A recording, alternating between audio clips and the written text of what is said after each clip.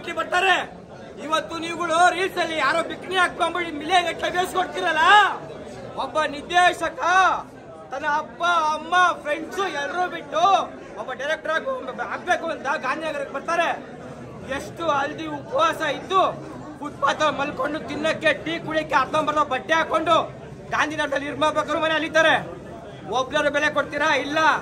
ಅದು ಬಿಟ್ಟೆ ಅದೆಲ್ಲ ಗುಂಡಿ ತೋಡಿದ್ರು, ಅಲ್ಲೆಲ್ಲ ಬಿಕ್ರಿ ಹಾಕಿದ್ರು, ಅದಕ್ಕೆ ಮಾತ್ರ ಮಿಲಿಯನ್ ಗಟ್ಟಲೆ ಬೇಯಿಸ್ಕೊಡ್ತೀರಾ.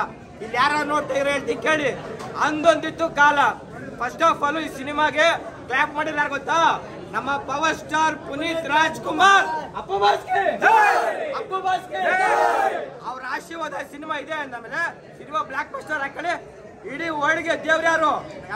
ಪರಮಾತ್ಮ ಅಪ್ಪು ಬಾಸ್ಕೆ ಆಯ್ತಲ್ವಾ? ಬಾಸ್ ಆಶೀರ್ವಾದ ಇದೆ ಅಂದ್ಮೇಲೆ ಸಿನಿಮಾ ಹಿಟ್ ಆಗೇ ಆಗುತ್ತೆ. ಅದ್ರಲ್ಲಿ ಆಕ್ಟ್ ಮಾಡಿರೋರು ಯಾರು? ದೊಡ್ಡ ಮನೆ ಕುಡಿ ವಿನಯ್ ಸಾರು. ಅವ್ರು ಕೇಳಲೇಬೇಡಿ, ರಕ್ತದಲ್ಲೇ ಹರಿತಿದೆ ಆಕ್ಟಿಂಗು. ಅಣ್ಣವರಿಂದ ಹಿಡಿದು ಯುವಣ್ಣವರೆಗೂ ಪ್ರತಿಯೊಬ್ಬರು ಬ್ಲಡ್ ಅಲ್ಲೇ ಹರಿತಿದೆ ಆಕ್ಟಿಂಗು. ಆಯ್ತಾ?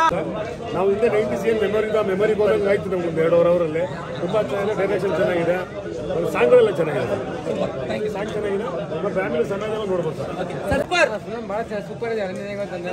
ಕತೆ ಒಂದೇ ಅಂದ್ರೆ ತಾಯಿ ತಂದೆ ಬಗ್ಗೆ ಯಾವ ತರ ಬದುಕಿದೆ, ಯಾವ ತರ ಬಾಳಬೇಕು, ಮಕ್ಕಳು ಯಾವ ಇರಬೇಕು ಅನ್ನೋದು ಖುಷಿ ಆಗುತ್ತೆ. ಬಹಳ ಖುಷಿ ಆಗುತ್ತೆ. ತಾಯಿ ಮಗನ ಸಂಬಂಧ ತುಂಬಾ ನೀಟಾಗಿ ಕೀರ್ತಿಯನ್ನು ಒಂದು ಹುಡುಗ ಮಾಡಿದ್ದಾನೆ. ಸಾಕಷ್ಟು ತಾಯಿಗಳಿಗೆ ತನ್ನ ಮಗ ದೊಡ್ಡ ಒಂದು ಒಳ್ಳೆ ಕಾರ್ಯಕ್ರಮ, ಒಂದು ಒಳ್ಳೆ ಬೆಳಿಬೇಕು ಅಂತ ಕರ್ಕೊಂಡು ಓಡಾಡಬೇಕು ಅನ್ನೋದು ಆಸೆ ತುಂಬಾ ಇರುತ್ತೆ ತುಂಬಾ ತಾಯಂದ್ರಿಗೆ.